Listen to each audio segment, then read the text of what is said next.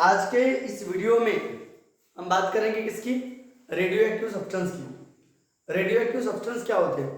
तो बैक्वेरेल नाम के साइंटिस्ट ने डिस्कवर किया था कि जो हेवी एलिमेंट होते हैं जस्ट लाइक यूरेनियम, रेडियम, जिनका एटॉमिक मास नंबर 82 से ऊपर होगा, बैक्वेरेल ने डिस्कवर किया था कि ऐसे heavy element just like uranium होता है, रेडियम होता है, जिनका एटॉमिक मास नंबर 82 होता है, तो उनका न्यूक्लियस जो होता है वो अनस्टेबल होता है।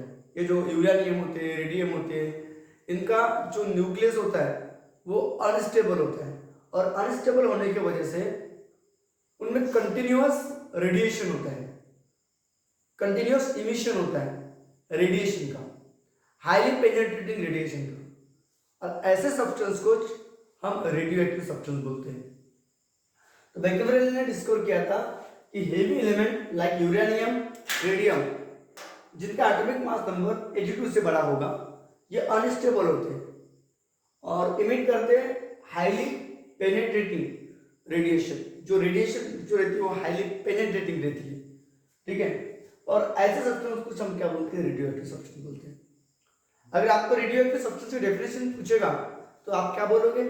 द सब्सटेंस हुज न्यूक्लियर, जिनका न्यूक्लियर क्या रहेगा? अनस्टेबल रहेगा। The substance which are unstable, या उनका न्यूक्लियर, उनके एटॉम का न्यूक्लियर जो रहेगा अनस्टेबल रहेगा। The substance which are unstable nuclear, जिनका न्यूक्लियर जो रहेगा वो अनस्टेबल रहेगा। And emits highly penetrating radiation, और क्या इमिट करेंगे? Highly penetrating radiation. अब वो रेडिएशन जो रहेगा वो अल्फा पार्टिकल के फॉर्म में हो सकता है, गामा पार्टिकल के फॉर्म में हो सकता है, या बीटा पार्टिकल के फॉर्म में हो सकता है। तो अल्फा पार्टिकल यानी क्या होता है? जस्ट पॉजिटिव चार्ज, और बीटा पार्टिकल यानी क्या होते हैं? Negative charge. नेगेटिव चार्ज बोले तो इलेक्ट्रॉन, और गामा पार्टिकल बोले तो फोटॉन, जो इलेक्ट्रिकली न्यूट्रल होता है, फोटॉन। तो इस फॉर्म में रेडिएशन होता है। तो ऐसे सब्सटेंस को अपन क्या बोलते हैं? रेडियो एक्टिव सब्सटेंस बोलते हैं। ऐसे सब्सटेंस जिनका अनस्टेबल न्यूक्लियर रहेगा और इमिट करेंगे रेडिएशन, हाईली पेनिट्रेटिंग रेडिएशन, उनको हम रेडियो एक्टिव सब्सटेंस बोलेंगे। और एग्जांपल क्या है उसका? यूरेनियम और रेडियम। अब ये जो फिनोमिना है, मतलब कोई भी रेडियो एक्टिव सब्सटेंस अपने अंदर से रेडिएशन इमिट करेगा, तो रेडिएशन इमिट करेगा मतलब उस सब्सटेंस के अंदर से पार्टिकल निकल रहे हैं। तो ये जो यूरेनियम होता है, रेडियम होता है, ये रेडियो एक्टिव सब्सटेंस है, और इसके अंदर से जो इमिशन होता है वो इमिशन कैसा होता है? स्पॉन्टेनियस होता है। स्पॉन्टेनियस यानी धीरे धीरे। तो ये जो स्पॉन्टेनियस इमिशन होता है किसका? रेडिएशन का, फ्रॉम रेडियो एक्टिव सब्सटेंस के। तो इस फिनोमिना को या इस प्रॉपर्टी को हम बोलते हैं रेडियो एक्टिविटी। तो हम बात करेंगे अभी रेडियो एक्टिविटी की, कि रेडियो एक्टिविटी क्या होती है, ठीक है। रेडियो एक्टिव, इसका स्क्रीनशॉट ले ली होगी ना, ठीक है। तो अभी मैं बात करूंगा रेडियो एक्टिविटी। रेडियो एक्टिविटी क्या होती है? रेडियो एक्टिविटी, तो रेडियो एक्टिविटी क्या है? एक फिनोमिना है। तो रेडियो एक्टिव सब्सटेंस एक सब्सटेंस है, और रेडियो एक्टिविटी क्या है? द फिनोमिना, ऐसे फिनोमिना ऑफ स्पॉन्टेनियस मतलब धीरे धीरे, the phenomenon of spontaneous emission of, क्या बोला मैंने? Radiation. Spontaneous emission of radiation from, कहां से? Radioactive substance. Radio active क्या बोला मैंने? सब्सटेंसेस। मैंने बोला फिर से, ऐसे फिनोमिना जिसमें स्पॉन्टेनियस इमिशन होगा किसका? रेडिएशन का, फ्रॉम रेडियो एक्टिव सब्सटेंस से, उसको बोलेंगे इज नोन एज, इसी को बोलते हैं रेडियो एक्टिविटी। रेडियो एक्टिविटी याद रखना, इसी को हम बोलते हैं radio activity. The phenomenon of spontaneous emission of radiation, ऐसे फिनोमिना जिसमें धीरे धीरे इमिशन होगा किसका? रेडिएशन का, फ्रॉम कहां से? रेडियो एक्टिव सब्सटेंसेस से, is known as radioactivity. और रेडियो एक्टिविटी प्रॉपर्टी है, इट इज प्रॉपर्टी ऑफ, ये किसकी प्रॉपर्टी है? It is property of nuclear, ये न्यूक्लियर की प्रॉपर्टी है। ये किसकी प्रॉपर्टी है? तो न्यूक्लियर की प्रॉपर्टी है, It is property of atom and nuclei. So it is not affected by. So it is not affected by. Not affected by. Affected by. यदि केमिकल, कोई भी केमिकल या फिर फिजिकल चेंज आ जाए, यानी केमिकल और फिजिकल चेंज, तो ये प्रॉपर्टी किसकी है? एटॉम या न्यूक्लियाई की है, इसलिए it is not affected by any chemical या फिजिकल चेंज। आपने देखे होंगे रेलवे पटरी पे और रेडियम लगा रहता है, वहां पे कितना भी टेम्परेचर फिजिकल चेंज है, कोई भी टेम्परेचर कम हो जाता हो उससे कोई फर्क नहीं पड़ता, प्रेशर कम हो जाता हो उससे कोई फर्क नहीं पड़ता। कोई केमिकल चेंज जिसकी रेन वाटर कंटिन्यूसली गिरता है, ठीक है, ऑक्सीजन का इफेक्ट या किसी भी चीज का इफेक्ट, कोई केमिकल या फिजिकल चेंज से रेडियो एक्टिविटी के ऊपर मतलब इमिशन, इनके अंदर से कंटिन्यूस इमिशन होता ही रहेगा स्पॉन्टेनियस। ओके, तो it is property of atom and nuclear, इसलिए इस पे कोई इफेक्ट नहीं होता केमिकल या फिजिकल किसका चेंज का, ये बात याद रखना। तो यहाँ पे रेडियो एक्टिविटी क्या है? एक न्यूक्लियर फिनोमिना है, एक ऐसी फिनोमिना है, न्यूक्लियर फिनोमिना है, और इसमें कंटिन्यूसली उस सब्सटेंस से रेडिएशन निकलते हैं, तो उस सब्सटेंस का डीके होता है, ठीक है, इसी को बोलते हैं radioactive decay. Radioactive decay, इसी को अपन क्या बोलते हैं? रेडियो एक्टिव क्या बोलते हैं? डीके। तो बात करो रेडियो एक्टिव डीके क्या होता है, और एक बात होता है न्यूक्लियर फिनोमिना लिखने की जरूरत नहीं है, हमें बात करो रेडियो एक्टिव डीके क्या होता है। Radioactive decay, radioactive decay. तो मैंने बोला रेडियो एक्टिव डीके क्या होता है, तो मैंने बोला जब अनस्टेबल न्यूक्लियर, मतलब मैंने बोला the radioactive substance, the radio active क्या बोला मैंने? सब्सटेंस अंडरगोज डीके, क्या करेगा? Undergoes DK. अब डीके का मतलब डीके क्यों हो रहा है? मतलब धीरे धीरे वो कम हो रहा है। कैसे कम हो रहा है? तो अपने अंदर से रेडिएशन इमिट करके। तो मैंने बोला the radioactive substance undergoes decay by emission of, by किसका इमिशन करके? By emission of, spontaneous emission of, by spontaneous emission of. तो radioactive substance undergoes decay by कैसे? तो स्पॉन्टेनियस इमिशन ऑफ, बाय कैसे? तो spontaneous bye कैसे? तो spontaneous emission of radiation, ठीक है। Radioactive substance undergoes decay by spontaneous emission of radiation, इसी को अपन बोलते कॉल रेडियो एक्टिव डीके,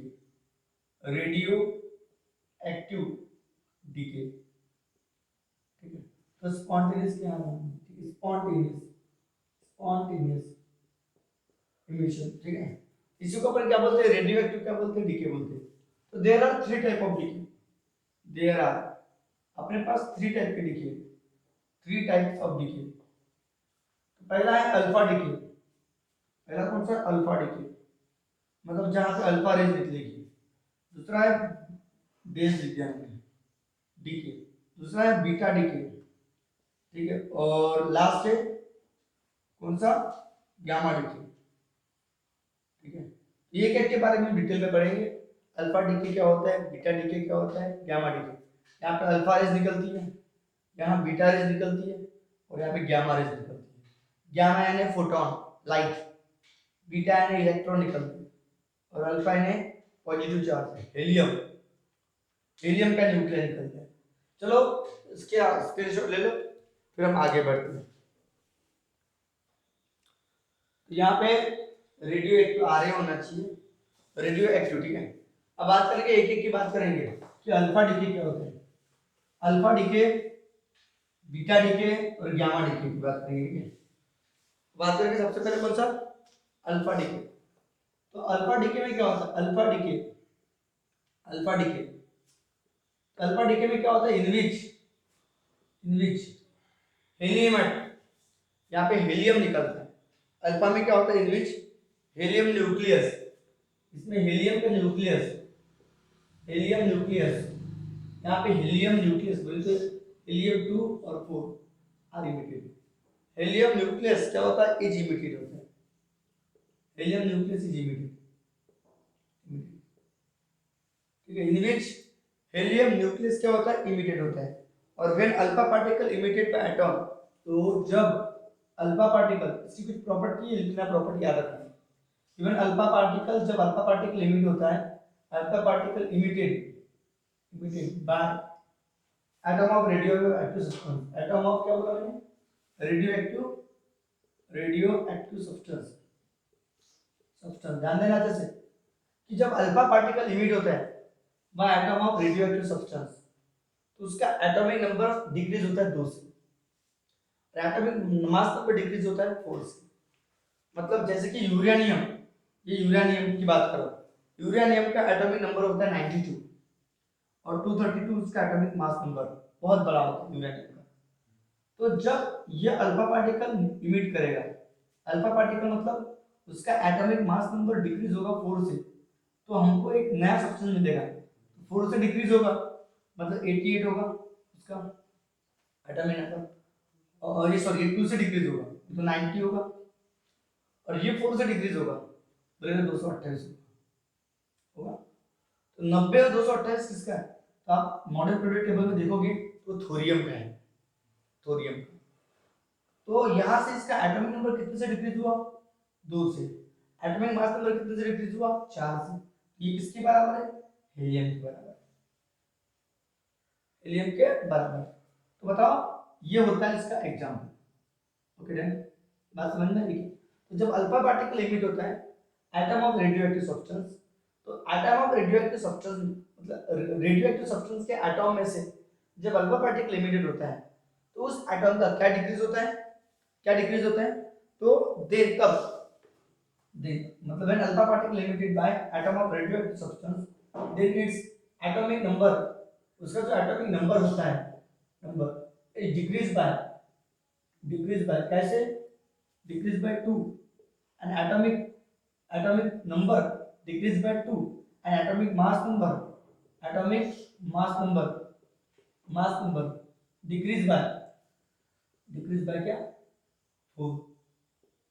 तो एक्चुअली वो अल्फा पार्टिकल होते हैं हीलियम में, और ये कैसा पॉजिटिवली चार्ज है। मतलब अल्फा पार्टिकल जो होते हैं, alpha particles are positive charge nucleus, are positively charge, so they are affected by, इसलिए वो कैसे अफेक्टेड होते हैं, so they are affected by electric and magnetic field,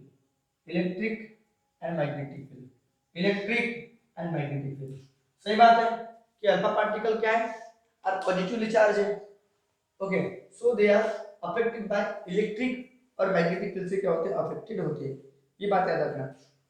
और जब ये अल्फा पार्टिकल किसी गैस में से पास होते हैं तो गैस आयोनाइज हो जाती है। तो द गैस जो होती है, द गैस क्या होती है, आयोनाइज हो जाती है। The ionized gas when pass through, they ionize the gas, they यानी कौन, अल्फा पार्टिकल। ये जो अल्फा पार्टिकल्स जो होते हैं, they are ionize the gas, ionize the gases when they passes through it, जब वो वहां से क्या होते हैं, पास होते हैं, when they passes through it, या passes through the gases भी बोल सकते हो। they are ionize the gas when they passes through it, जब उस गैस में से पास हो जाएंगे तो गैस क्या हो जाएगी, आयोनाइज हो जाएगी।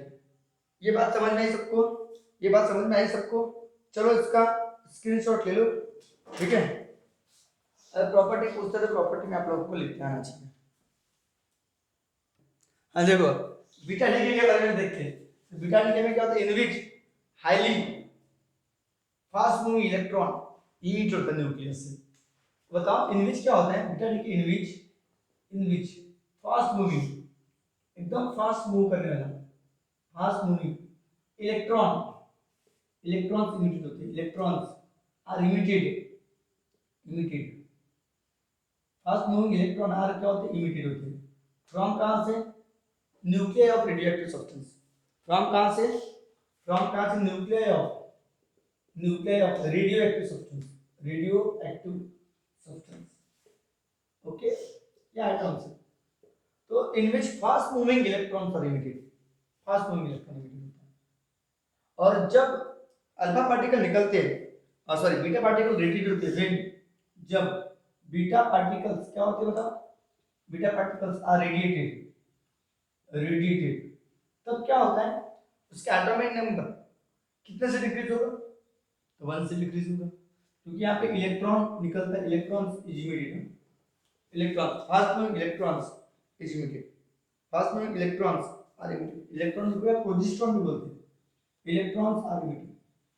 जब बीटा पार्टिकल आर रेडिएटेड तब एटॉमिक नंबर जो होगा का atomic number is decrease by कितने से, 1 से, 1 से डिक्रीज होगा। जब किसी एटॉम जैसे सल्फर ले लो, सल्फर का एटॉमिक नंबर कितना होता है, सॉरी फास्फोरस ले लो, तो फास्फोरस का एटॉमिक नंबर कितना होता है, फास्फोरस का एटॉमिक नंबर होता है 15 और एटॉमिक मास नंबर होता है उसका 32। तो इसमें से जब एक इलेक्ट्रॉन निकल जाएगा,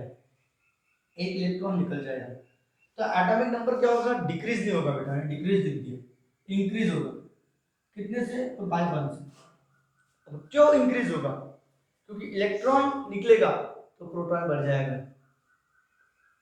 और उसमें पॉजिटिव चार्ज आ जाएगा, और प्रोटॉन बढ़ेगा तो एटॉमिक नंबर बढ़ेगा। ये एटॉमिक नंबर के डेफिनेशन अपन निकालेंगे थे, नंबर ऑफ प्रोटॉन। अरे भैया सिंपल सी बात है, एक इलेक्ट्रॉन निकलेगा तो एक पॉजिटिव चार्ज आएगा ना उस पे, are you getting my point, एक पॉजिटिव चार्ज आ जाएगा, मतलब उसका एटॉमिक नंबर इंक्रीज होगा 1 से। मतलब इसमें से जब एक इलेक्ट्रॉन निकलेगा, इलेक्ट्रॉन निकला मतलब नेगेटिवली चार्ज, तो इलेक्ट्रॉन है नेगेटिव चार्ज होता है, तो एक प्रोटॉन बढ़ जाएगा, इसमें क्या बढ़ जाएगा, एक प्रोटॉन क्या हो जाएगा, बढ़ जाएगा, तो इसमें 16 बन जाएगा। एटॉमिक मास नंबर में कोई चेंज नहीं होगा, तो ये सल्फर है, ठीक है सल्फर। और एक इलेक्ट्रॉन निकलेगा, इलेक्ट्रॉन का एटॉमिक नंबर, एक इलेक्ट्रॉन निकला मतलब 1 इलेक्ट्रॉन निकला, जिसका 0 एटॉमिक मास नंबर होता है, जिसका 0 एटॉमिक क्या होता है, मास नंबर होता है। ये बात समझ में आ रही कि एक इलेक्ट्रॉन जब निकलता है तो इलेक्ट्रॉन निकला मतलब नेगेटिवली चार्ज निकला, तो एक पॉजिटिव चार्ज बढ़ जाएगा, प्रोटॉन बढ़ जाएगा, प्रोटॉन बढ़ेगा ना एटॉमिक नंबर बढ़ जाएगा, तो ये क्या चीज है, तो सल्फर है। ये बात सबको समझ में, ओके। अब बात करेंगे बीटा टी की, और इसकी कुछ प्रॉपर्टी के बारे में बात करते हैं कि इसमें क्या क्या होता है। तो ये नेगेटिवली चार्ज होने की वजह से जो बीटा पार्टिकल्स होते हैं, beta particles are negatively charge electron, negatively charge क्या है, electron, negatively charge electron, so they are affected by, कैसा अफेक्टेड हो गए, अफेक्टेड बाय इलेक्ट्रिक और क्या बोला मैंने, मैग्नेटिक फील्ड से, इलेक्ट्रिक एंड क्या बोला मैंने, मैग्नेटिक फील्ड से अफेक्टेड होगा, ये इसका एग्जांपल हो गया, बराबर बात है। तो बीटा पार्टिकल नेगेटिवली चार्ज होने की वजह से दे आर अफेक्टेड बाय, ठीक है, अफेक्टेड बाय कैसे, इलेक्ट्रिक एंड मैग्नेटिक फील्ड। यहाँ पे वाला point, they ionize the gases, जो वहां से पास होंगे, दे आयोनाइज तो क्या, gases, they ionize the gases when, जब they passes through it, clear हो गया, passes through it। और ये हाईली पेनिट्रेटिंग इलेक्ट्रॉन इमिटेट करते हैं, they are more penetrating, they are कौन, alpha particle, they are more penetrating, more penetrating than किससे, alpha particles, तो अल्फा पार्टिकल से ज्यादा पेनिट्रेटिंग होती है बीटा पार्टिकल, तो beta particle more penetrating than किससे, बीटा पार्टिकल। चलो इसका स्क्रीनशॉट ले लो, अच्छे से ले लो, बहुत इजी है। अब बात करें गामा डीके में, गामा डीके में क्या होता है, इनविच, इसमें क्या होता है, high energy photons are emitted, gamma decay में क्या होता है, in which high energy photons are emitted, photons are क्या होते हैं, इमिटेड होते हैं, सही बात है।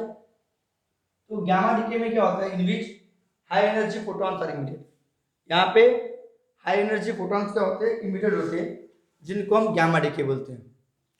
ठीक है, तो इनमें हाई एनर्जी फोटॉन सारे क्या होते हैं, इमिटेड होते हैं। और गैमा रेज जो होती है, gamma rays are not particle. Gamma जो रेज होती है आर नॉट पार्टिकल, ये पार्टिकल नहीं है। तो ये क्या है, दे आर इलेक्ट्रोमैग्नेटिक वेव्स। ये क्या इलेक्ट्रोमैग्नेटिक वेव्स है, ये बात आप लोगों को याद रखना है। ये क्या है, तो इलेक्ट्रोमैग्नेटिक वेव है। ये क्या है, तो इलेक्ट्रोमैग्नेटिक वेव है। तो gamma are not particle but they are but they are but they are क्या है, इलेक्ट्रोमैग्नेटिक वेव्स है। इलेक्ट्रोमैग्नेटिक क्या है, वेव्स है। ये इलेक्ट्रोमैग्नेटिक रेडिएशन है, वेव्स, जिनको हम फोटॉन बोलते हैं। Photon of very short wavelength, जिनकी वेवलेंथ ऑफ वेरी, जिनकी वेरी क्या होती है, शॉर्ट क्या होती है, वेवलेंथ होती है, शॉर्ट वेवलेंथ होती है। वेरी शॉर्ट क्या होती है, वेवलेंथ। तो फोटॉन्स ओरिजिनेट फ्रॉम न्यूक्लियस। जो फोटॉन्स होते हैं, फोटॉन्स फोटॉन्स ओरिजिनेटेड, तो जो फोटॉन्स होते हैं ना, फोटॉन्स फोटॉन्स ठीक है, फोटॉन्स ओरिजिनेट फ्रॉम कहां से, न्यूक्लियस। तो जब लाइट, देखो सन से भी फोटॉन्स निकलते हैं, ठीक है, लेकिन जो रेज, जो फोटॉन्स कहां से निकलते हैं बताओ, न्यूक्लियस से निकलते हैं, उनको हम गामा रेज बोलते हैं, कॉल, उनको अपन क्या बोलते हैं, कॉल गामा रेज, याद रखना। और फोटॉन्स कैसे होते हैं, इलेक्ट्रिकल न्यूट्रल होते हैं, so they are not affected by electric and magnetic field. तो they are neutral in charge. ये कैसे होते हैं, दे आर न्यूट्रल इन क्या होते हैं, charge. So they are not affected by, so they are not affected by कैसे, electric and क्या बोला मैंने, मैग्नेटिक फील्ड से। इलेक्ट्रिक और मैग्नेटिक फील्ड से अफेक्टेड नहीं होती। ये भी बात क्लियर होगी कि they are not affected by electric and magnetic field. तो they have high penetration power. इनका जो पेनिट्रेशन पावर होता है, दे हैव हाई, क्या बोला मैंने, penetration power, penetration power. Okay, तो ये 15 सेंटीमीटर थिक मेटल को भी पेनिट्रेट कर सकती है। दे पेनिट्रेट 15 सेंटीमीटर थिक, क्या बोला मैंने, प्लेट, मेटालिक प्लेट को। ओके, एंड कैन पास, और वो कहां से पास होते हैं, and can pass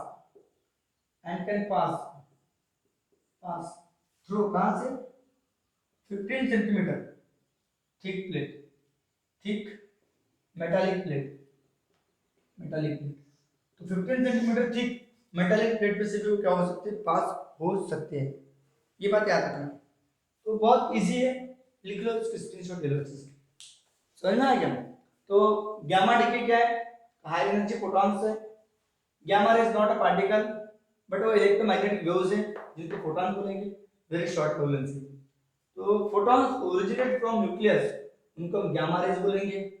they are neutral in charge, इसलिए इलेक्ट्रिक और मैग्नेटिक फील्ड से अफेक्टेड नहीं होते, ठीक है।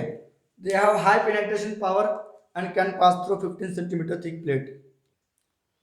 अभी सबसे important topic, radioactive decay law. अब रेडियो एक्टिव डीके लॉ क्या होता है, ये पूछता है पेपर में, रेडियो एक्टिव डीके लॉ। तो रेडियो एक्टिव डीके लॉ की स्टेटमेंट देख लो पहले, स्टेटमेंट क्या होती है, स्टेटमेंट, इसकी स्टेटमेंट है कि अब पता है रेडियो एक्टिव सब्सटेंस जो होता है, कौन सा, यूरेनियम, रेडियम, इसके अंदर से कंटिन्यूअस क्या होता है, इमिशन होता है किसका, रेडिएशन का। मतलब उनका न्यूक्लियस क्या हो रहा है, डिसइंटीग्रेट हो रहा है, डिसइंटीग्रेट हो रहा है मतलब डीके कर रहा है। तो number of nuclear disintegrate per unit time, number of nuclear, देखो समझने की कोशिश करो, number of nuclear disintegrate per unit time, तो नंबर ऑफ न्यूक्लियर डिक्रीज हो रहा है किसके रिस्पेक्ट में, टाइम के रिस्पेक्ट में, तो नेगेटिव साइन आएगा, घट रहा है। तो डायरेक्टली प्रोपोर्शनल होता है number of nuclear present at that time, मतलब उस टाइम में कितना न्यूक्लियस प्रेजेंट है, जितना ज्यादा न्यूक्लियस प्रेजेंट होगा उतना ज्यादा वहां से निकलेगा रेडिएशन, मतलब उतना ज्यादा डीके होगा। तो नंबर ऑफ न्यूक्लियस की स्टेटमेंट क्या है, the number of nuclear, number of nuclear, number of क्या बोला मैंने, nuclear disintegrate, number of nuclear undergoes decay भी बोल सकते हो, number of nuclear undergoes decay, number of nuclear undergoes क्या करेगा, डीके करेगा, decay per unit time, per unit time, per unit time. देखो नंबर ऑफ न्यूक्लियर डिसइंटीग्रेट या undergoes decay per unit time is directly proportional to, ये directly proportional रहेगा किसको, directly proportional to, directly proportional to, directly proportional number of nuclear, number of nuclear present at that time, present at that time, at that time. ये उसकी statement, present at that time या at that instant. तो बताओ if अगर मैंने बोला ये ना क्या है, नंबर ऑफ अनचेंज न्यूक्लियर, अगर ये क्या है बताओ, बी द नंबर ऑफ, अभी चेंज नहीं हुआ है, नंबर ऑफ क्या unchanged nuclear, number of unchanged क्या nuclear, number of unchanged nuclear किसी भी समय एट एनी इंस्टेंट, किसी भी समय एट एनी इंस्टेंट टी।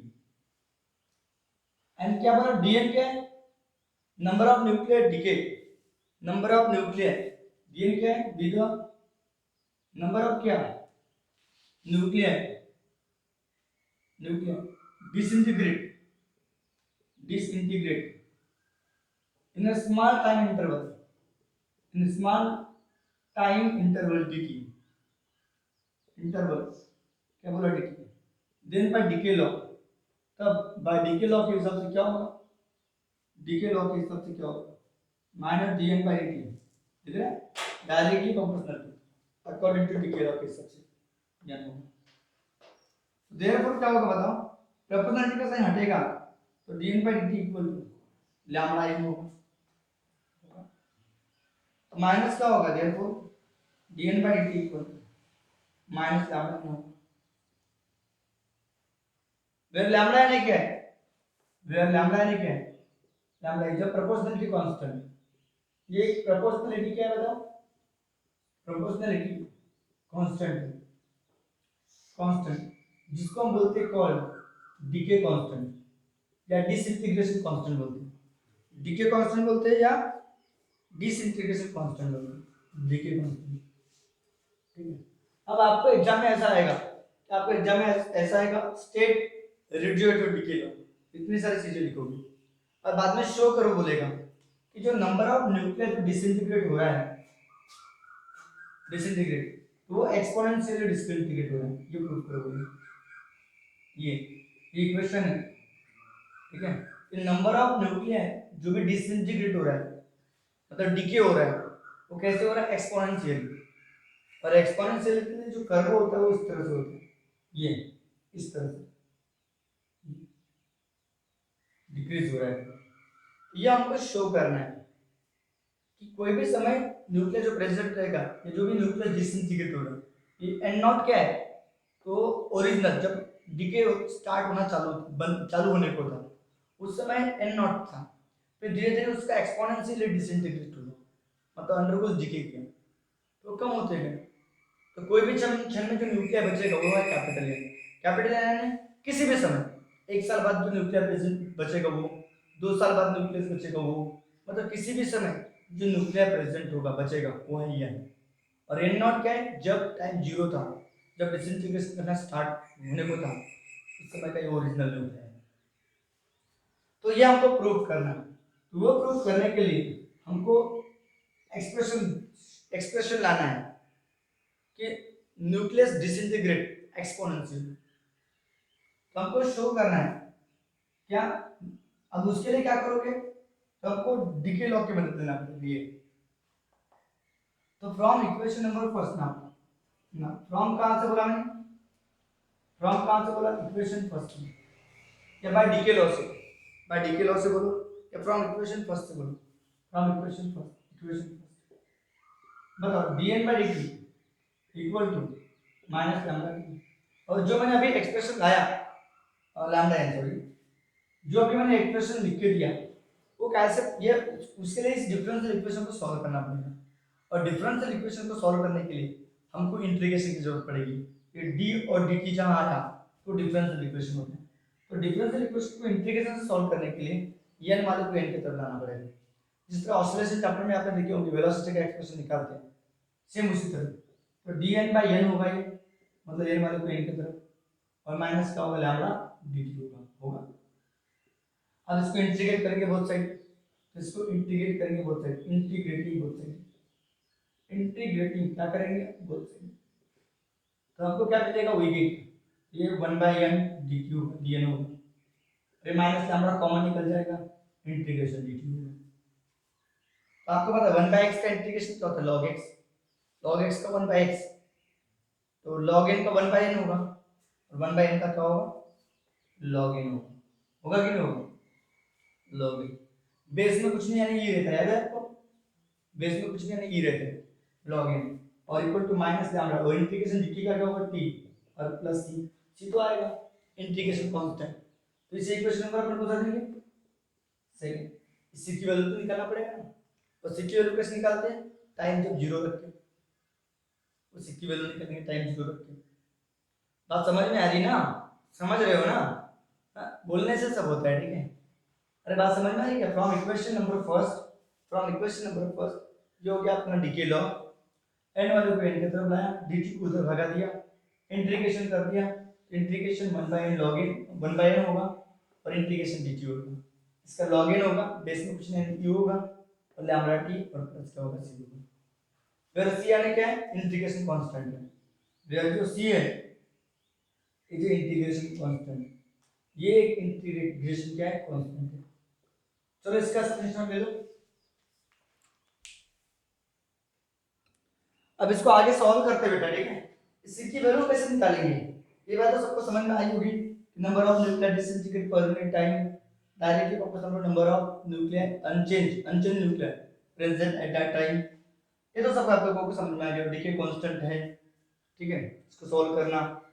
तो बता इनिशियली जो कि सी की वैल्यू जो निकालेंगे अपनी, ये सी की वैल्यू तो इनिशियल के फंडे से निकलेगी। तो इनिशियली जब टाइम व्हेन t जब 0 रहेगा, तो बताओ n जो रहेगा वो n0 के बराबर रहेगा, मतलब न्यूक्लियर में बिल्कुल चेंज नहीं, जैसा था वैसा, कुछ भी डिसइंटीग्रेशन नहीं होता। तो देन तब क्या होगा, तब c की वैल्यू क्या निकलेगी, c इक्वल टू देखो, तो नाउ इक्वेशन का फर्स्ट सेकंड देखो, तो देयरफॉर क्या होगा, when t equal to 0 n equal to n0, then तब जब टाइम 0 रहेगा तो n किसके बराबर रहेगा, n0 के बराबर रहेगा। तो देयरफॉर क्या होगा, log n की जगह n0 आएगा, बीच में ही रहेगा, लैम्डा टाइम की जगह 0 आएगा, माइनस और प्लस करेगा c रहेगा, तो क्या होगा, log n0 बेस में e इक्वल टू c होगा, ये आपके c की वैल्यू है।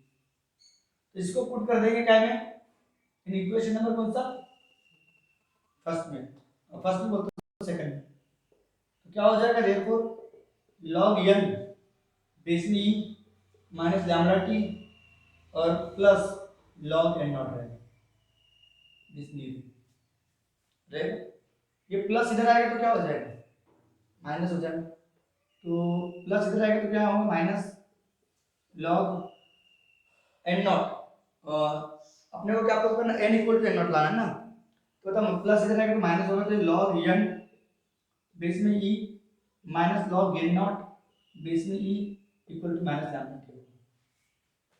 तो log a minus log b का फार्मूला लगाओगे, तो log कितने बार लिखते हैं, एक बार लिखते हैं, n बाय n0, और बेस में क्या रहेगा, ये तो रहेगा, बेस में क्या रहेगा ये, और equal to minus lambda t, और जब भी log हटता है इधर वाली चीज के पावर में आती है, तो log की डेफिनेशन तो आपको पता चले, n इक्वल टू n0 जो बचेगा ये e का पावर माइनस लैम्डा t होगा,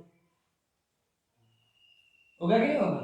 अब बताओ n की वैल्यू निकालना है, तो n इक्वल टू क्या होगा, n0 e का पावर माइनस लैम्डा t। देखो दिस शो दैट, ये शो कर रहा है, दिस शो दैट, ये शो कर रहा है, this show that, this show that number of nuclear disintegrate exponential, number of nuclear, this show that number of, क्या बोला मैंने, न्यूक्लियर, न्यूक्लियर डिसइंटीग्रेट, डिसइंटीग्रेट कैसे डिसइंटीग्रेट हो रहा है, तो एक्सपोनेंशियल, एक्सपोनेंशियल, देखो एक बार अच्छे से देखो, जब टाइम 0 था n n0 के बराबर रहेगा, log n0 रहेगा, ये पूरा 0 हो जाएगा, c की वैल्यू निकल जाएगी, ये इक्वल यहाँ पुट कर दिया, हाँ पुट कर दिया, प्लस इधर आगे माइनस हो गया, log a minus log b का formula log a by b, log हटेगा p के फॉर्म में जाएगा और ये इक्वल n नॉट।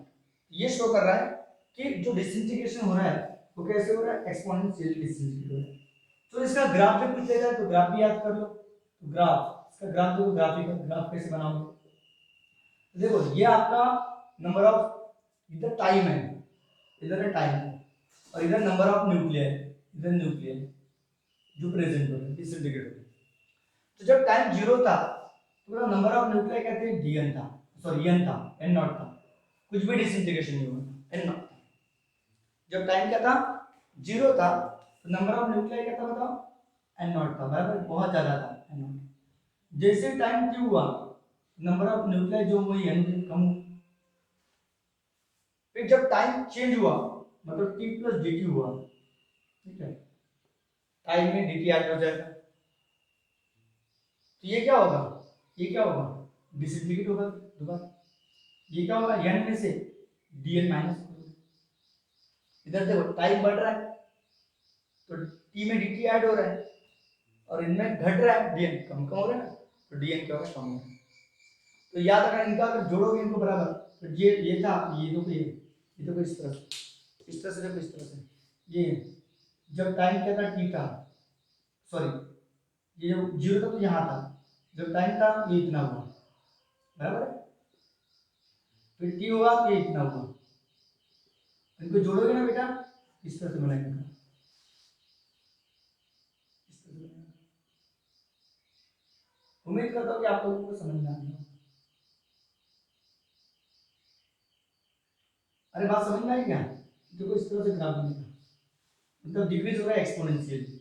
ये डिक्रीज कैसे हो रहा है, तो एक्सपोनेंशियली डिक्रीज हो रहा है, डिक्रीज कैसे हो रहा है, तो एक्सपोनेंशियली। उम्मीद करता हूँ कि आप लोगों को समझ में आ गया, ओके, उम्मीद करता हूँ कि आप लोगों को समझ में आ गया। ये कब, जब टाइम क्या हुआ t प्लस dt। तो चलो ये ग्राफ है जो किसका, डीके कर्व, इसी कर्व को अपन बोलते हैं डीके कर्व, इसी कर्व को क्या बोलते हैं अपन, डीके कर्व। ये आपका टाइम है इसका, ठीक है, इधर में न्यूक्लियर है इसका। चलो इसका स्क्रीनशॉट ले लो, number of nuclear unchanged, number of nuclear सबको समझ में आ गया डीके कर्व के बारे में भी। अब बात करेंगे डीके कांस्टेंट क्या होता है। अगर आपको डीके कांस्टेंट की डेफिनेशन पूछता है कि डीके कांस्टेंट क्या होता है, लैम्डा डीके जिसको अपन बोलते हैं, तो बताओ, आप इसकी डेफिनेशन पूछेगा तो कैसे लिखोगे, तो फ्रॉम डीके लॉ, आपको पता है फ्रॉम कौन से लॉ से, तो डीके लॉ से। तो डीके लॉ क्या बोलता है, डीके लॉ क्या बोलता है कि dn/dt, dn/dt equal to minus lambda T, बताया था, लैम्डा n, बराबर है कि नहीं, इधर इसको माइनस ऐसा लिखा था, ऐसा लिखा था शायद याद होगा। तो लैम्डा ना डीके कांस्टेंट था, तो लैम्डा इक्वल टू क्या होगा, माइनस dn/dt अपन होगा। इससे इसकी डेफिनेशन लिख सकते हो, क्या डीके कांस्टेंट क्या है, तो ratio of, the ratio of नहीं, क्या, number of nuclear, number of nuclear, disintegrate, disintegrate, disintegrate, disintegrate, number of nuclear क्या होगा, डिसइंटीग्रेट, डिसइंटीग्रेट, डिसइंटीग्रेट, डिसइंटीग्रेट। तो ratio of number of nuclear क्या बोला मैंने, disintegrate, disintegrate, number of nuclear क्या करेंगे, disintegrate per unit time, per unit time, per unit time to the ratio है किसका, number of nuclear disintegrate per unit time to the number of, क्या बोला मैंने, number of unchanged nuclear, number of क्या है, unchange nuclear जो disintegrate होने पर, टू द नंबर ऑफ क्या बोला मैंने, unchanged nuclear, to the number of क्या, unchanged nuclear at that time, at that time, at that क्या, इसी को अपन क्या बोलते हैं, इच कॉल, क्या बोलते हैं उस रेशियो को, क्या बोलते हैं, decay, decay constant, which call क्या बोलते हैं उसको, डीके कांस्टेंट। अब बात करेंगे हाफ लाइफ पीरियड। अब मैं बात करूंगा हाफ लाइफ पीरियड क्या होता है, half life period, half life period क्या होता है, जिसको हम कैपिटल टी उसके बेस में बनकर लिखेंगे, हाफ लाइफ पीरियड। तो हाफ लाइफ पीरियड क्या होता है सब्सटेंस का, कि भैया टाइम, हाफ लाइफ पीरियड है time, required to disintegrate nuclei half its original nuclei. मतलब ओरिजिनल न्यूक्लियर का एन नॉट है, तो टाइम जो लगेगा अपने को किसके, इस न्यूक्लियर के आधा होने के लिए, उस टाइम पीरियड को हम बोलेंगे हाफ लाइफ पीरियड बोलेंगे। तो हाफ लाइफ पीरियड क्या होता है? हाफ लाइफ पीरियड टी बोलो, कैपिटल टी बोलो या टी हाफ बोलो, कोई फर्क नहीं पड़ता। आप टी भी लिखोगे तो कोई फर्क नहीं पड़ता, कैपिटल टी। तो हाफ लाइफ पीरियड को क्या होता है? Half life period is defined as, उसको इस तरह से डिफाइन किया गया है कि is defined as, half life period is defined as, इसको इस तरह से डिफाइन किया गया है हाफ लाइफ पीरियड किसका, लेकिन half life period of radioactive substance का, रेडियो एक्टिव सब्सटेंस का। तो half life period of radioactive substance is defined as, उसको इस तरह से डिफाइन किया गया है, डिफाइन एज टाइम, पीरियड बोलो तो टाइम होगा ना। तो half life period of radioactive substance is defined time required to disintegrate radioactive substance half its original, मतलब time required, okay, time required to disintegrate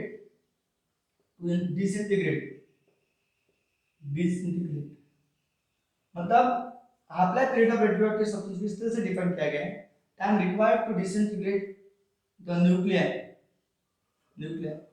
half to its present nucleus, present क्या, present nuclear, क्या to its original nuclear. या भी ऐसे shortcut में लिख सकते हो कि time in which half substance is disintegrate, ऐसे भी लिख सकते हो कि half life period of radioactive substance को इस तरह से डिफाइन किया गया है कि टाइम इन विच ऐसा लिखो, time in which radioactive substance जो होगा, substance disintegrate half, radioactive substance जो डिसइंटीग्रेट होगा, मतलब इन विच हाफ द मतलब आधा, हाफ द रेडियोएक्टिव सब्सटेंस क्या होगा, डिसइंटीग्रेट होगा, डिसइंटीग्रेट। ये बात याद रखना है आप लोगों को। क्या बताया मैंने आपको कि हाफ लाइफ पीरियड किसी भी रेडियोएक्टिव सब्सटेंस का इस तरह से डिफाइन किया गया है कि वो टाइम है जिसमें half the radioactive substance disintegrate, आधा रेडियोएक्टिव सब्सटेंस क्या होगा, डिसइंटीग्रेट होगा। जैसे कि अपने को पता है, एज वी नो, जैसे कि अपने को पता है क्या, यंग किसके बराबर होता है, आपको पता है जो भी न्यूक्लियर डिसइंटीग्रेट होता है तो एक्सपोनेंशियली इंटीग्रेट होता है, n इक्वल टू क्या होता है, n नॉट, e का पावर माइनस क्या होता है, लैम्डा t। तो पूरा हाफ लाइफ पीरियड के लिए कि जब t जो रहेगा कैपिटल T के बराबर रहेगा, तो कैपिटल T यानी अपना हाफ लाइफ पीरियड। तो ये जो n जो होगा n नॉट के आधा रहेगा, जो n जो रहेगा वो किसके हो जाएगा, आधे हो जाएगा, n नॉट के आधे। जब टाइम जीरो था, जब टाइम क्या था, जीरो था, n किसके बराबर था, n नॉट के बराबर था। जब टाइम हाफ लाइफ पीरियड के बराबर हो जाएगा तो n किसके बराबर रहेगा, n नॉट के आधा रहेगा कि नहीं रहेगा। तो देयरफॉर हमारा इक्वेशन नंबर फर्स्ट क्या बन जाएगा, देयरफॉर n इक्वल टू क्या होगा, n की जगह क्या आएगा, तो n नॉट बाय 2 आएगा, n नॉट बाय 2 आएगा, n नॉट तो n नॉट ही रहेगा और e का power minus lambda, capital T small t की जगह कैपिटल T आएगा। तो n नॉट से n नॉट क्या हो जाएगा, कैंसिल हो जाएगा, ये 1/2 e का पावर माइनस लैम्डा t होगा, e हटेगा तो log आएगा, तो मतलब log, अगर e हटाएंगे तो log आएगा, log 1/2 बेस में कुछ नहीं e रहता है, और ये क्या होगा, minus lambda capital T half life period. मुझे हाफ लाइफ पीरियड का एक्सप्रेशन निकालना है, अभी एक्सप्रेशन निकल जाएगा। तो देखो ये क्या होगा, log 1 बेस में e माइनस log 2 बेस में e माइनस लैम्डा t होगा, log a बाय b का फॉर्मूला।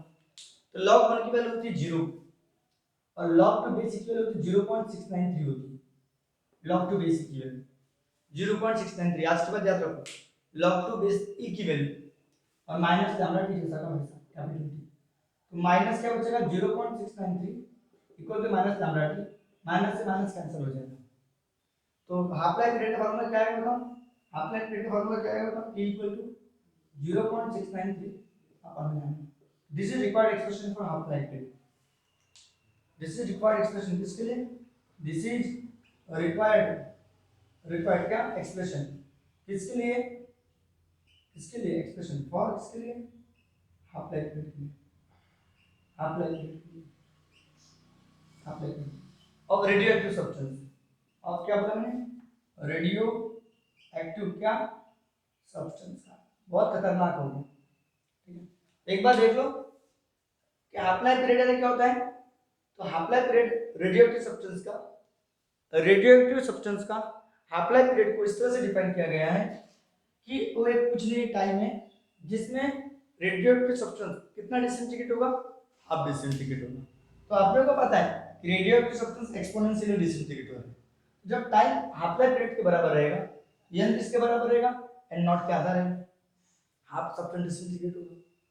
तो बताओ n नॉट बाय 2 इसकी जगह पुट करोगे, a t की जगह कैपिटल दिया है, n नॉट के n नॉट कैंसिल 1/2 बचेगा, ये जब बेस की हटेगा एक्सपोनेंट तो log आ जाएगा, log 1/2 बेस नहीं, log 1 को भी जाएगा, log 2 को भी जाएगा, डिवाइडेड तो माइनस है, log 1 की वैल्यू 0, log 2 बेस की वैल्यू 0.693 और माइनस टाइम रहता है, माइनस से माइनस का आंसर ये आप लोगों का हाफ लाइफ पीरियड का एक्सप्रेशन होगा। तो आज की इस वीडियो के लिए इतना काफी है, इसका अच्छे से स्क्रीनशॉट ले लो, ठीक है। नेक्स्ट वीडियो में हम इस चैप्टर का लास्ट टॉपिक पढ़ेंगे, न्यूक्लियर फिजन और न्यूक्लियर फ्यूजन, न्यूक्लियर एनर्जी के बारे में पढ़ेंगे, डिटेल में पढ़ेंगे। तब तक के लिए ओके बाय, टेक केयर। हाँ, तो अपन आज के इस टॉपिक में बात करेंगे अभी न्यूक्लियर फिजन की और न्यूक्लियर फ्यूजन की। तो पहले बात करेंगे न्यूक्लियर फिजन क्या होता है। तो न्यूक्लियर फिजन क्या है, ऐसी प्रोसेस जिसमें फिजन का मतलब क्या होता है, ब्रेक होना, फिजन का मतलब क्या होता है, ब्रेक होना। तो न्यूक्लियर फिजन ऐसी प्रोसेस है जिसमें हेवियर न्यूक्लियर और ब्रेक होगा या स्प्लिट होगा। स्प्लिट का मतलब क्या होता है, ब्रेक होना।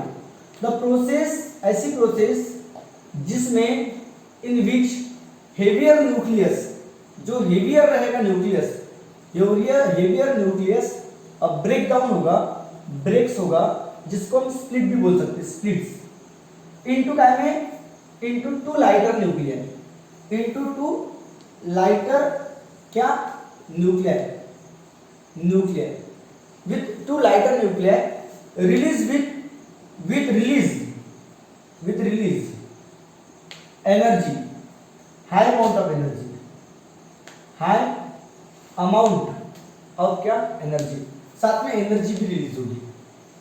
ओके, तो न्यूक्लियर फिजन क्या है, तो ऐसी प्रोसेस है जिसमें हेवियर न्यूक्लियस ब्रेक डाउन होगा, स्प्लिट होगा। फिजन का मतलब क्या होता है, टूटना, स्प्लिट अप होना। तो स्प्लिट होगा इनटू काय में, दो लाइटर न्यूक्लियर, छोटे छोटे न्यूक्लियर में, साथ में रिलीज होगी हाई अमाउंट ऑफ क्या एनर्जी। तो इस प्रोसेस को बोलते हैं is called nuclear fission, is called nuclear fission. समझ में तो आ गया होगा न्यूक्लियर फिजन क्या है करके। तो न्यूक्लियर फिजन क्या है, एक प्रोसेस है जिसमें हेवियर न्यूक्लियर क्या होगा, ब्रेकडाउन होगा, हेवियर न्यूक्लियस क्या होगा, ब्रेक्स होगा into two lighter nuclear with release high amount of energy, इसी को हम न्यूक्लियर फिजन बोलते हैं। इसका एग्जांपल क्या है, तो इसका एग्जांपल देखो, इसका एग्जांपल ये है कि जब हम यूरेनियम जो हेवियर न्यूक्लियस, तो यूरेनियम पे हम किसका बम्बारमेंट करेंगे, यूरेनियम पे हम बम्बारमेंट करेंगे न्यूट्रॉन का। तो यूरेनियम स्प्लिट अप हो जाएगा दो लाइटर न्यूक्लियर, बेरियम और क्रिप्टॉन में, साथ में हाई अमाउंट ऑफ एनर्जी क्या होगी, रिलीज होगी। तो इसका एग्जांपल है कि जब हम यूरेनियम बम्बार्डेट, उसको अपन जब बम्बार्डेट करेंगे, बम्बार्डेट का मतलब उसके ऊपर डालेंगे, क्या डालेंगे कि bombarded with neutrons, bombarded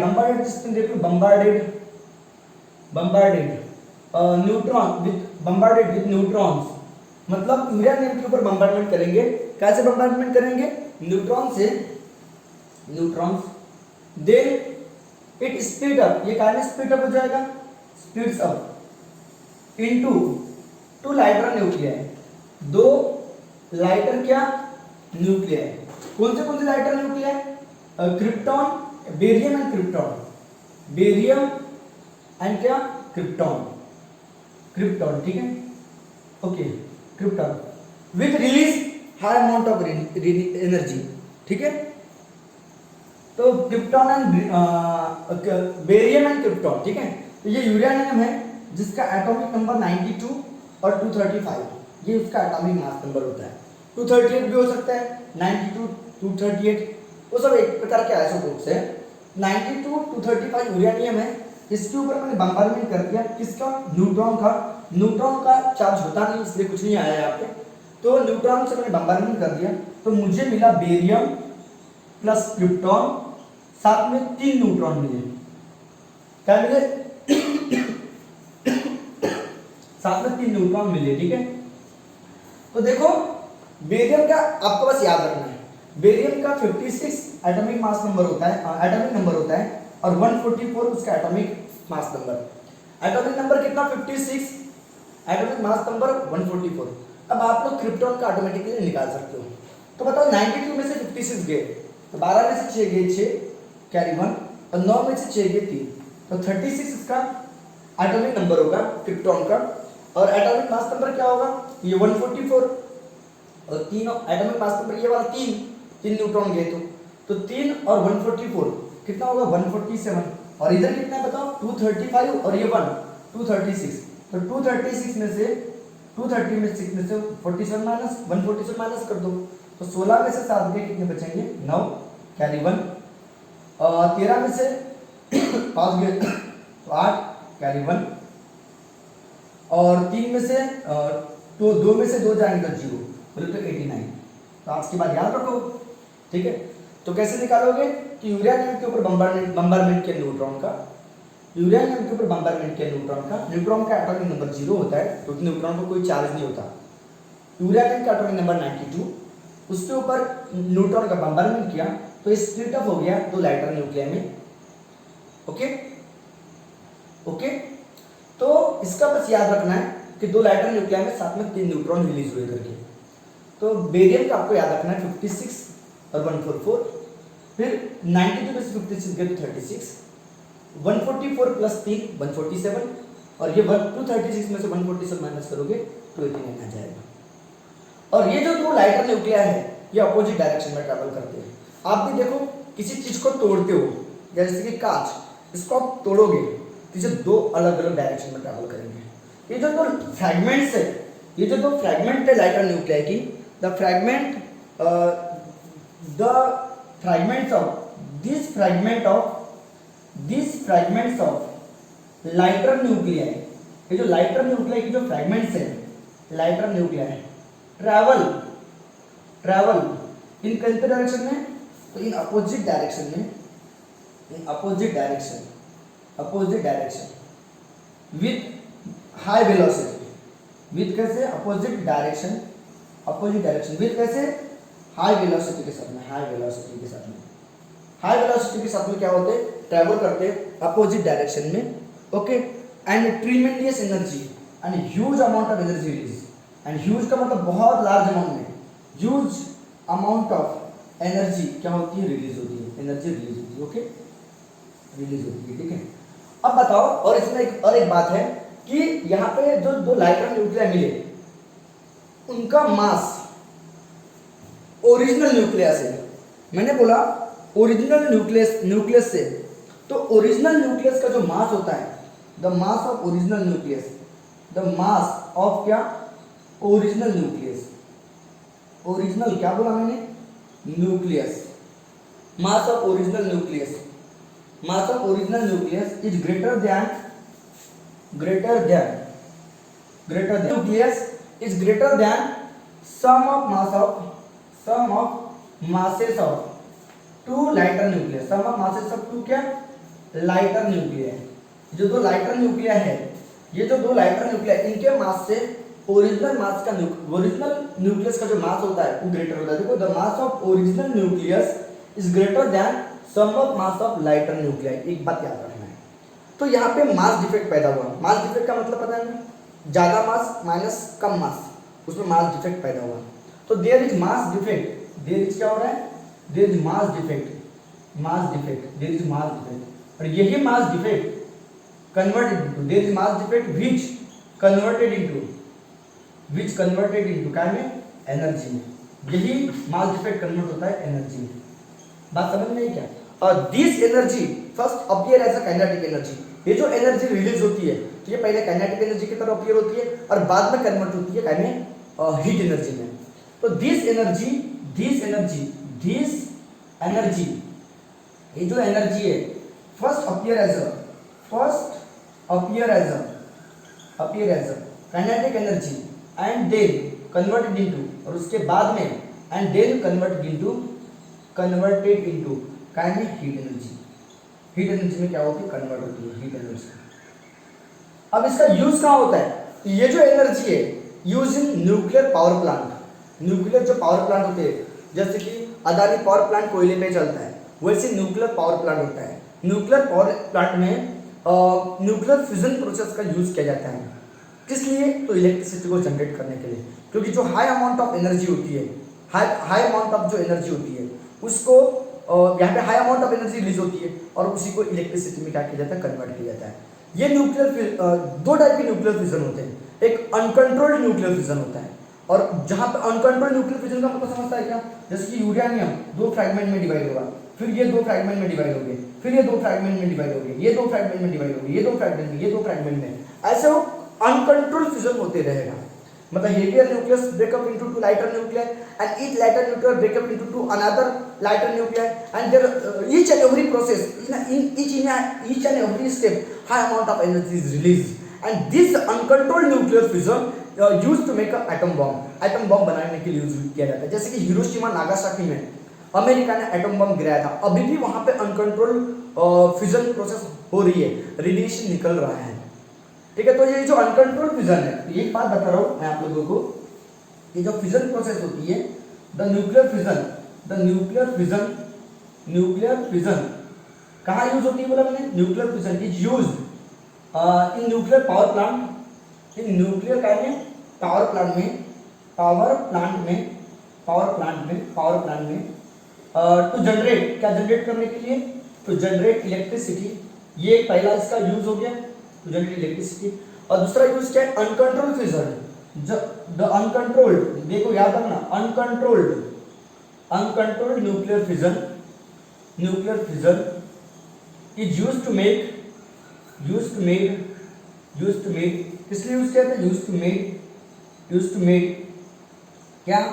atom bomb बनाने के लिए यूज किया जाता है। ठीक है, तो एक बार रिपीट देख लो जो चीजें मैंने अभी तक बताया अच्छे से।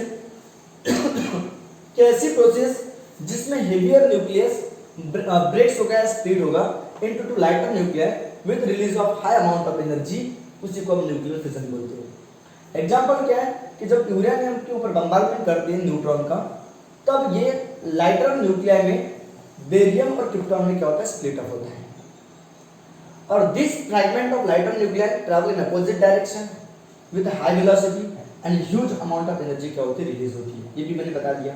और मास of original nuclear, where original nucleus is greater than sum of mass of two lighter nuclei, there is mass defect which converted into energy.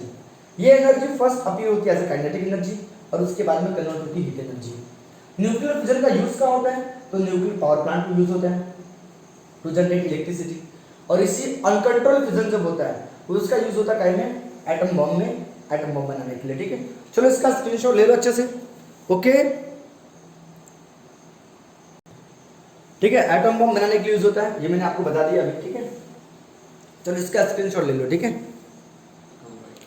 तो न्यूक्लियर फ्यूजन क्या होता है? देखो, तोड़ते समय भी एनर्जी निकलती है और फ्यूजन के समय दो चीजों को जो फ्यूज करते हैं तो उससे भी एनर्जी निकलती है भाई। फ्यूजन के समय भी तोड़ते हैं, उस समय भी एनर्जी निकलती है, फ्यूज करेंगे उस समय भी एनर्जी रिलीज होगी। बात तो सही है। तो न्यूक्लियर फ्यूजन में क्या होता है? दो लाइटर न्यूक्लियर फ्यूज होंगे, जुड़ेंगे, हेवियर न्यूक्लियस बनेगा एंड एनर्जी रिलीज होगी। ठीक है, इस प्रोसेस को बोलते हैं न्यूक्लियर फ्यूजन बोलते हैं। तो न्यूक्लियर फ्यूजन क्या होता है? व्हेन दो लाइटर न्यूक्लियर, जब दो lighter nuclear, when two lighter nuclear, जब दो लाइटर न्यूक्लियर जब दो लाइटर न्यूक्लियर क्या होंगे बोला मैंने? आर फ्यूज्ड, जब फ्यूज हो गए टू फॉर्म, जिससे क्या फॉर्म होगा? हेवियर न्यूक्लियस, जिससे क्या फॉर्म होगा? हेवियर हेवियर न्यूक्लियर, हेवियर, जिससे क्या फॉर्म होगा, हेवियर क्या, न्यूक्लियर, HEA, हेवियर न्यूक्लियस, ठीक है।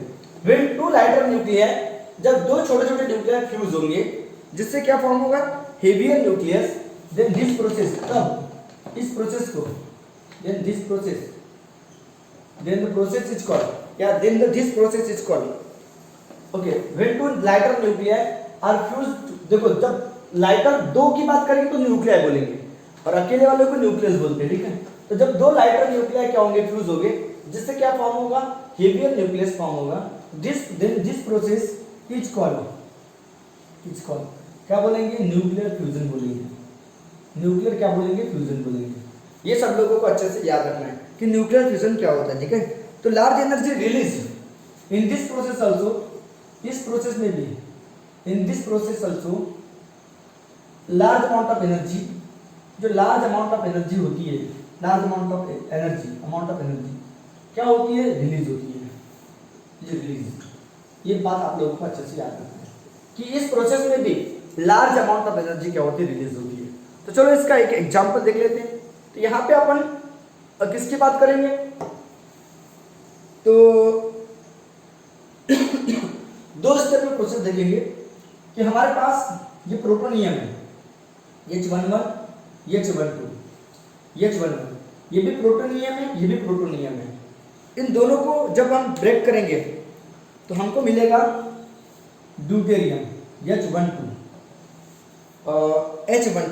साथ साथ में इलेक्ट्रॉन भी रिलीज होगा, इलेक्ट्रॉन भी क्या होगा, रिलीज होगा।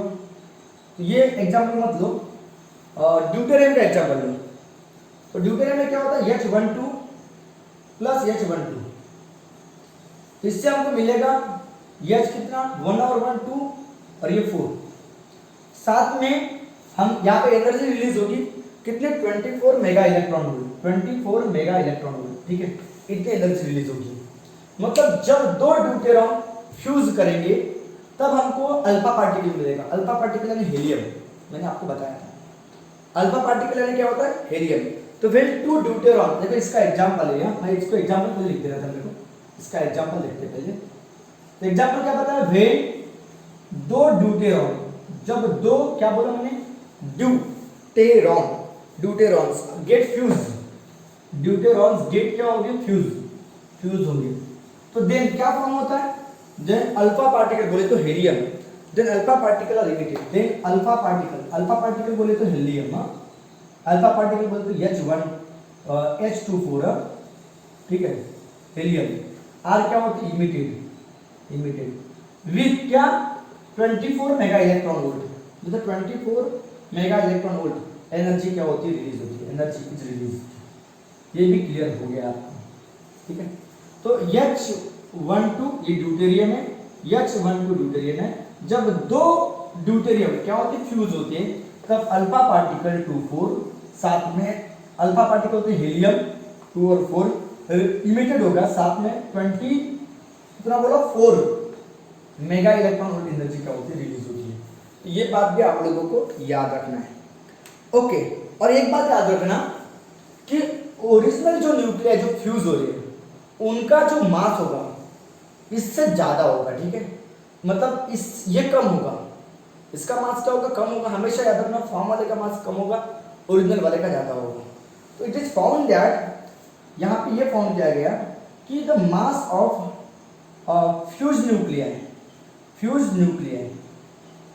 ये वाला, the mass of fuse nucleus, the mass of क्या, द न्यूली फॉर्म न्यूक्लियस लिख सकते हो, द मास ऑफ क्या, newly form nucleus, newly form क्या बोला, न्यूक्लियस इज स्मॉलर देन किससे, sum of mass of lighter nuclear, lighter क्या, nucleus, sum of mass of और टू फ्यूज्ड, दो जिनको हमने फ्यूज किए, टू फ्यूज लाइटर न्यूक्लियर, ठीक है, न्यूक्लियर। इसका मतलब क्या हुआ, there is mass defect, there is क्या है बताओ, mass defect, mass difference which convert into, जो काय में कन्वर्ट होता है, विच कन्वर्टेड इनटू काय में, एनर्जी में। ओके, यहाँ पे भी ये कन्वर्ट होता है एनर्जी में। ये भी बात आप लोगों को क्लियर होगी। फ्यूजन प्रोसेस के लिए, फ्यूजन प्रोसेस होने के लिए हमको लार्ज अमाउंट ऑफ टेम्परेचर लगता है। कितना? तो only 10⁵ degree Celsius. 10⁵ degree Celsius मतलब 1 लाख डिग्री सेल्सियस, इतना टेम्परेचर लगता है हमको फ्यूजन प्रोसेस होने के लिए। तो फॉर फ्यूजन प्रोसेस, फॉर कौन से प्रोसेस के लिए? फ्यूजन प्रोसेस के लिए large amount of temperature required. Large amount of क्या? टेम्परेचर क्या होता है? रिक्वायर्ड होता है टेम्परेचर रिक्वायर्ड। दैट इज कितना? दैट इज कितना? दैट इज 10⁵ डिग्री सेल्सियस, याद रखना। और ये फ्यूजन प्रोसेस हमको कहाँ देखने को मिलती है? स्टार में।